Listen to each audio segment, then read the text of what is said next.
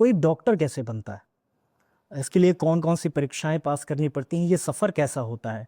तो कुल मिला के ऐसा बताइए कि बात क्लियरिटी और स्पष्टता से दर्शकों को समझ में आ जाए। तो जैसे मैं दर्शकों को बताना चाहूँगा कि डॉक्टर बनना, जैसे आपने सफ़र कहा, हुँ, तो वो दोनों का सफ़र है, हिंदी का भी सफ़र है और अंग्रेज़ी का भी सफ़र है, SUFFER। उसका कारण ये है कि पहले तो आप जब बच्चे होते हैं तो 9th-10th तक, हाँ मेरा बेटा डॉक्टर बनेगा, दैट इज़ पेरेंटल प्रेशर। हुँ, फिर फिर बोलते हैं 10वीं की बोर्ड हो जाए उसके बाद तुम्हारा क्लियर है। फिर बोलते हैं 12वीं की बोर्ड क्लियर हो जाए उसके बाद तुम्हारा क्लियर है। फिर दानाबाद है नीट, UG।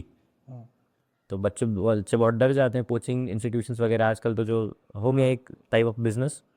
तो कोचिंग अटेंड करते हैं, कोचिंग अटेंड करने के बाद देर आर मल्टीपल अटेम्प्ट्स कि वो पास कर ले, वो क्रैक कर ले ताकि उनको एडमिशन मिले। उसमें भी डिफरेंट क्राइटेरियाज, तो मुझे ये कॉलेज चाहिए, ये कॉलेज नहीं चाहिए। नीट UG क्रॉस करने के बाद आदमी पहुंचते हैं MBBS में। तो MBBS के जो 5 साल होते हैं उसमें फर्स्ट ईयर में ही आपको डेड बॉडी दे दी जाती है, cadaver, because you need to study the anatomy. If you don't know the basics how can you study medicine further. Exactly. तो पहला झटका आदमी को 12वीं से जब मैं MBBS में आता है तो पहला फर्स्ट ईयर में एनाटॉमी का झटका लगता है, जब आपको कैडेवर दे दिया जाता है। बहुत सारे हमने देखे हैं क्लासमेट्स बेहोश हो जाते हैं फर्स्ट टाइम। फिर धीरे धीरे जैसे 5 साल ट्रेन होते हैं आदमी MBBS में, उसके बाद PG का प्रेशर आ जाता है, तो उसमें नीट PG नाम की एक एग्ज़ाम होती है। जब नीट PG आदमी क्रैक करता है तो उनके जो ऑल इंडिया के स्कोर्स आते हैं, तो there are state quota and all India quota. तो जैसे मैंने ऑल इंडिया कोटा से लिया है, I am basically from Gujarat, पर हमको ऑल इंडिया कोटा के थ्रू रीवा असाइन हुआ। ऐसे स्टेट कोटा में मध्य प्रदेश के लोगों को रीवा में 50% सीट्स अलॉटेड होती है, कोई भी स्टेट की। तो ऐसे भी एडमिशन होते हैं। और जो ब्रांचेस सिलेक्ट करना चाहे, जैसे कुछ ब्रांचेस होती हैं वो बहुत हाई रैंकिंग जाती है, जैसे रेडियो है, डरमा है। उसकी वजह ये है, ऐसे देखिए मोस्टली अब क्या होता है, पहले एक पैशन होता था, सर्जरी मेरा पैशन है जैसे। और अब लोग क्या सोचते हैं कि कम काम में ज़्यादा प्रॉफिट। तो what are those white collar professions, जैसे सर्जरी में हमको आज भी रात को जाना पड़ेगा। आपको कुछ फील्ड जैसे रेडियोलॉजी हो गया, आपके पास आ जाते नहीं, काम तो उसमें भी है, पर क्या आप लैपटॉप पे से उसको हैंडल कर सकते हैं, जबकि सर्जरी और बाकी सारे जो फील्ड्स हैं, ऑन ग्राउंड फील्ड्स हैं, उसमें आपको दौड़ते जाना पड़ता है। उसके बाद फिर आता है नीट SS माने सुपर स्पेशलिटी। तो after being a general surgeon I am also appearing for that exam. NEET SS होता है, उसमें you can choose among 6 branches. Onco surgery ले लीजिए, कार्डियो सर्जरी ले लीजिए, न्यूरो सर्जरी है, यूरो सर्जरी है, प्लास्टिक सर्जरी है। तो उसके बाद स्कोप, इसीलिए कहते हैं ना कि डॉक्टर की पढ़ाई कभी ख़त्म नहीं हो। आप इस पेशे में हैं, कोई युवा बालक जो भी सुन रहे हैं, जो इस प्रिपरेशन कर रहे हैं, डॉक्टर बनना चाहते हैं, उन्हें आप क्या सलाह देंगे? इसकी तैयारी को लेकर कैसे करनी चाहिए? आप उसको ज़रा विस्तार से समझा दें। बिल्कुल। देखिए डॉक्टर बनना, अगर सिर्फ पैसों के लिए बनना हो डॉक्टर, तो बिल्कुल मत बनना।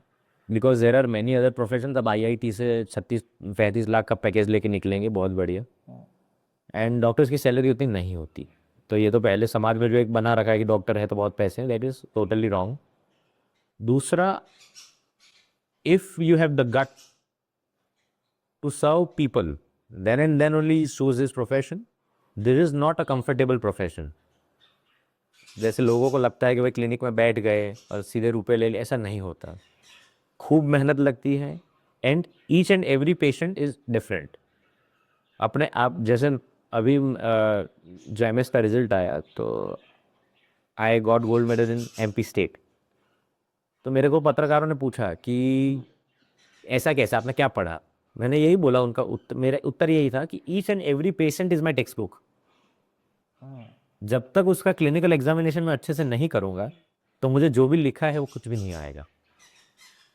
तो दिस आर द बेसिक्स। अभी चलन वो चल रहा है कि जब से कुछ ऐप आ गए हैं इस प्रोफेशन में, कि जैसे मैरो है, प्रेपलेटर, नीट UG क्रैक करने के, नीट PG क्रैक करने के, तब से लोगों का पेशेंट और क्लिनिक से नाता टूट गया है, टूट सा गया है। टूट गया ऐसा नहीं बोलेंगे, अगर वो लोग पेशेंट पे फोकस करेंगे तो आज भी I am 100% sure they will be very bright students.